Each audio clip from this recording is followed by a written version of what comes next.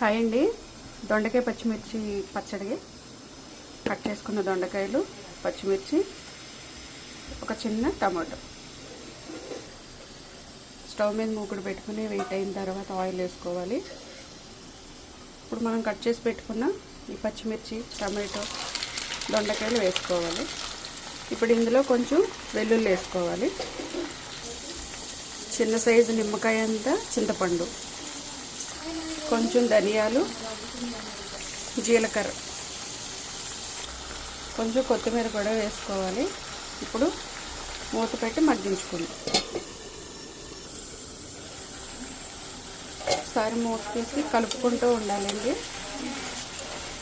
బాగా దగ్గరికి మగ్గుకొనిద్దాము. ఇప్పుడు ఉప్పు కూడా వేసేసుకుందాము. బాగా మగ్గుద్ది. ఒకసారి బాగా కలుపుకొని మళ్ళీ మూత పెట్టి బాగా మగ్గుకొనిద్దాం. అంతేనండి.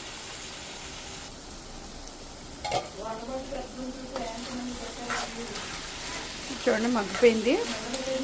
ఇది కొంచెం మగ్గిన తర్వాత మనం స్టవ్ ఆఫ్ చేసి చల్లారనిచ్చి మిక్సీ పట్టుకోవడమే. అంతేనండి, దొండకాయ పచ్చిమిర్చి పచ్చడి.